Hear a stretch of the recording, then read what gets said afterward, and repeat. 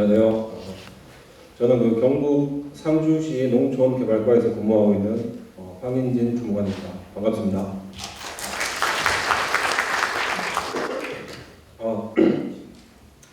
제가 어제 둘째 유치원 체육대회가 있어가지고 좀 넉넉히 뛰어다녔더니 감기 몸살이 좀 심하게 왔어요. 목소리가 좀 잠기더라도 양해 부탁드리겠습니다. 어쩌다 보니까 상주에서 이렇게 전주까지 오게 됐는데, 전주에 놀러는 자주 왔었는데 이렇게 또 일 때문에 오게 되니까 이렇게 이 자리에 전주에서 또 이렇게 서 있게 되니까 또 한편으로 많이 어리둥절하고요. 좀 낯설기도 합니다. 아까 한국농업총사 서인국 부장님께서 저희 상주시 농촌협약 우수 사례 발표라고 말씀을 하셨는데, 솔직히 우수 사례라고 말씀드리기는 좀 많이 쑥스럽고요. 그냥 식품부에서 농촌협약 제도가 처음 도입되고 또 상주시가 처음으로 협약 체결을 하고 또 협약 대상 사업을 추진해 나갔기 때문에 이러한 부분들에 대해서 지금까지 밟아왔던 과정들, 단순히 이제 그런 과정들을 말씀드리는 자리라고 생각을 하고요. 그래도 여기 계신 분들한테 아주 조금이라도 참고가 되고 또 도움이 됐으면 하는 바람입니다. 그럼 상주시 농촌협약 추진 사례에 대해서 말씀드리겠습니다. 먼저 추진 계획과 협약 대상 사업의 추진 현황 그리고 성과에 대해서 말씀드리겠습니다. 먼저 계획입니다. 저희 상주시는 2020년 6월 농촌협약 시범사업 시군으로 선정이 됐고요. 그 이듬해 2021년 7월 7일 농촌협약을 체결하기까지 약 1년여간의 기간 동안 농촌공간 전략계획과 농촌생활권 활성화 계획을 수립하게 됩니다.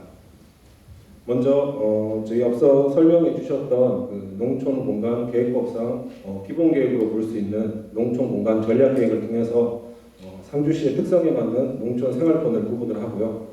또 상주시 여건에 맞는 비전과 목표 달성을 위한 농촌공간 구상과 이러한 구상들을 달성하기 위한 생활권별 발전 전략을 도출하게 됩니다.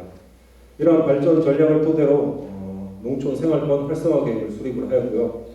또 그 전략계획의 농촌공간 준비 방안을 통해서 현재 저희 상주시는 개별 공모를 통해 총 4개 지구의 농촌공간 정비 사업과 또 농촌 특화지구 실증 과업을 추진하고 있습니다. 제가 소속되어 있는 상주시 농촌개발과에서 농촌협약과 일반 농산어촌 개발 사업 그리고 농촌공간 정비 사업, 마을 만들기 사업 등을 추진하고 있고요. 또 중간 지원 조직인 상주시 지역개발지원센터에서 마을 만들기 소액 사업과 중공지구 활성화 프로그램, 또 시군 역량 강화 사업 등 다양한 소프트웨어 사업을 직접 수행하고 있습니다. 농촌공간 전략계획 수립에 앞서 먼저 상주시의 자연환경이나 인문환경, 또 생활 SOC 등의 현황과 여건 등을 분석하였고요. 또 앞서 정재원 서기관님께서 말씀해주신 농발계획, 그런 상주시 농발계획 그리고 도시기본계획 등 상위 계획들을 검토하였습니다. 또 데이비스 기능지수법을 활용한 읍면 간의 계층 구조를 분석을 하였고요. 또 상주시 도로망도나 한국 토지정보 이용 토지정보 시스템 등을 활용하여 각각의 생활 SOC 기능 시설별 접근성을 분석하였습니다. 또한 모바일 이동통신 데이터를 활용해서 읍면 간 이동 동선과 이동 비율 등을 분석해서 읍면 동별 연계 구조를 도출하게 되었습니다. 또한 읍면 지역 인구의 약 5% 정도를 대상으로 설문을 실시해서 각종 생활 서비스별 이용 현황과 또 중요도, 만족도 조사를 하였고요. 기존에 형성되어 있던 기능별 축과 또 전략계획을 통해서 농업 번역, 또 관광 거점 등 각각의 번역과 거점 등을 설정하였습니다.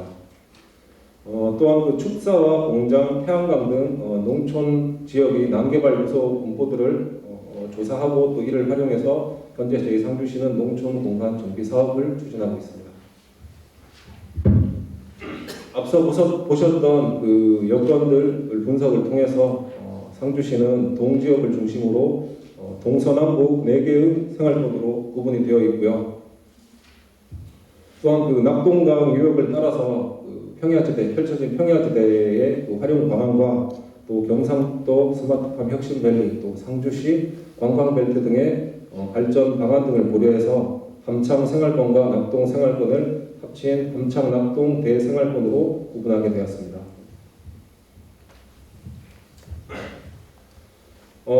앞서 보셨던 그 도출됐던 그 3개의 생활권 중에서 가장 그 인구의 외부 유출이 많았고 또 생활 서비스의 타지역 의존도가 가장 높았던 함창 낙동 생활권을 활성화 우선 대상 지역으로 설정하였고요. 함창 낙동 생활권을 중심으로 활성화 계획을 수립한 결과 2개소의 농촌 중심지 활성화 사업과 3개소의 기초생활 거점 조성 사업, 또 시군 역량 강화 사업, 농촌 공간 정비 사업 등 약 600억 원의 규모로 협약을 체결하게 되었고요. 또 기타 약 30억 원 규모의 마을 만들기 사업이나 또 기추진 중이던 기초생활 거점 조성 사업, 또 타 부서에서 해당 생활변환에 추진하고 있는 다양한 연계 사업들을 함께 협업해서 추진하고 있습니다.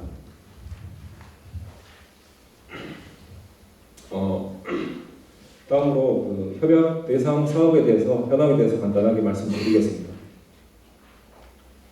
먼저 함창 농촌 중심지 활성화 사업입니다.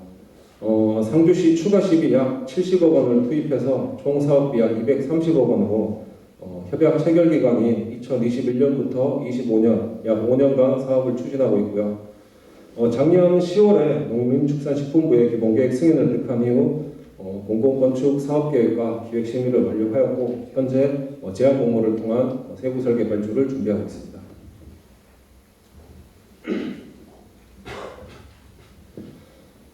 함창읍은 상주시의 동지역을 제외하고 가장 인구가 많은 지역이고요. 또 상주시에서 유일한 지역이기도 합니다. 그만큼 그 최상위 거점으로서의 역할을 수행을 해야 되기 때문에 기존에 낡고 노후된 함창 행정복지센터를 철거 및 재시축과 동시에 도로 맞은편에 있던 보건지소를 이전을 하고요. 또 주민들이 다양하게 활용할 수 있는 주민자치공간과 또 외부공간 등을 함께 구축함으로써 행정과 보건, 보육, 문화, 복지, 체육 등 다양한 생활 기능 서비스들을 원스톱으로 향유할 수 있는 체계를 구축하고자 합니다. 다음으로 낙동면 농촌 중심지 활성화 사업입니다. 낙동면 또한 상주시 추가 시비 약 50억 원을 투입해서 약 170억 원으로 2021년부터 25년간 5년 동안 사업을 추진할 계획이고요. 지난달 2월 달에 농식품부의 기본계획 승인을 득한 이후에 세부 설계 추진을 계획하고 있습니다.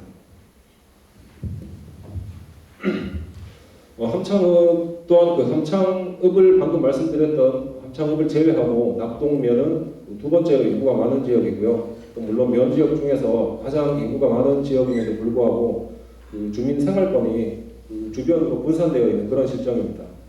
그래서 이러한 역할들을 좀 보완하고자 기존에 좁고 협소했던 행정복지센터를 이전을 하고 내외부에 주민들이 다양하게 활용할 수 있는 공간들을 구축함으로써 낙동면 그리고 또 나아가서 낙동생활권 전체의 기능시설 서비스를 공급 체계를 구축할 수 있는 이런 체계를 구축할 계획입니다. 다음으로 외서면 기초생활 거점 조성 사업입니다. 총 사업비 40억 원으로 22년부터 25년간 약 4년간 사업을 추진하고 있고요. 현재 그 경북도의 기본계획 승인을 득한 이후 세부 설계 수립을 추진하고 있습니다. 전략계획상 그 외서면에 전무했던 체육 기능과 또 부족했던 문화복지 기능을 보완하기 위해서 지역 내 소재지에 외서면 복합 문화 공간을 조성하고 있습니다. 다음으로 공건면 기초생활 거점 조성 사업입니다. 총 사업비 40억 원으로 앞서 보셨던 것과 동일하게 현재 기본계획 수립을 경북도의 승인을 받은 이후 세부 설계를 수립하고 있습니다. 약 40여 년이 경과한 그 노후된 복지회관을 철거 및 신축하고 또 상주시의 그 체육부서와 협업하여 그 인근의 게이트 골장과 비가림막을 연계해서 조성함으로써 지역의 복지 기능과 체육 기능을 보완하고자 합니다. 하드웨어 마지막 사업으로 그 사벌국면 기초생활 거점 조성 사업입니다. 전반적인 내용은 동일하고요. 지금 현재 경북도의 기본계획 승인을 앞두고 있는 상황입니다.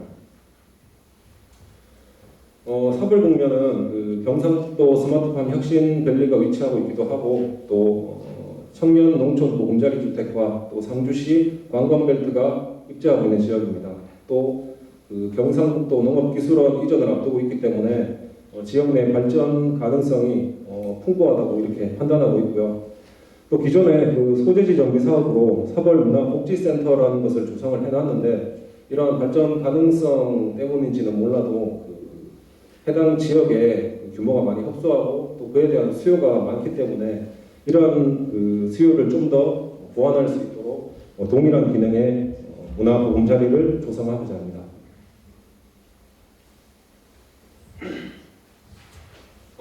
저희가 이제 개별 단위 사업을 추진했을 때와 비교해서 그 농촌협약 제도가 도입이 되면서 아무래도 개별 단위 사업 추진 때와는 달리 다양한 그 대상 사업들을 농식품부로부터 패키지로 지원을 받아서 통합적으로 추진을 하게 됨에 따라서 그 저희 상주시가 추구하고자 하는 혹은 또 달성하고자 하는 이런 목표를 달성하기가 전보다 좀 더 용이해질 거라고 이렇게 판단을 하고 있고요.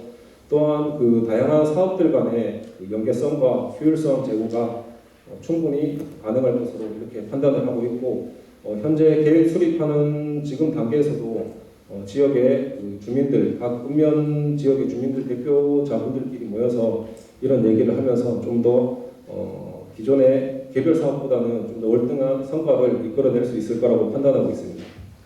다만 그 한 가지 아쉬웠던 점은 그 전에 이제 개별 사업으로 추진을 했을 때는 그 개별 사업에 그 공모를 하기 위해서 예비계획 수립할 때 현장 포럼이라든지 주민위원회 회의라든지 각각의 개별 사업의 그 사업 내용의 도출을 주민들과 많은 이제 얘기들을 나눠서 이렇게 했음에 반해서 그 농촌협약 제도가 도입이 됨에 따라서 전략 활성화 계획의 비중이 많이 높아지고 그에 따라서 주민들의 참여도를 전보다 많이 이끌어내기가 좀 어려웠다는 부분이 좀 아쉬웠고요.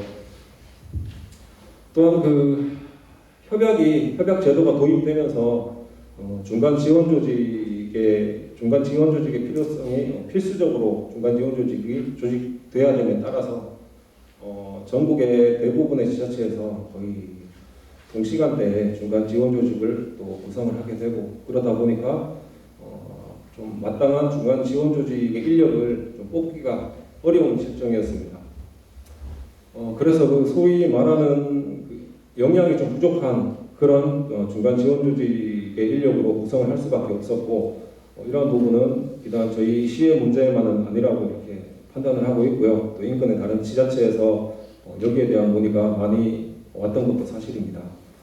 그럼에도 불구하고 그 기존에 이제 용역사를 통해서 추진했던 이런 다양한 소프트웨어 사업들을 우리 그 지역개발지원센터 그러니까 중간 지원 조직에서 직접 주민들을 만나서 대면하면서 이렇게 추진을 하게 되면서 지역에서 원하는 그 주민들의 수요를 좀 더 직접적으로 받아들일 수 있게 되고 또 면밀하게 이런 수요를 판단해서 저희 그 행정 쪽으로 전달을 하게 됨에 따라서 예전보다는 확실히 그 행정과 민간의 연결고리 역할을 충실히 하는 것은 확실한 사실인 것 같고 또 확실한 순기능인 것 같습니다.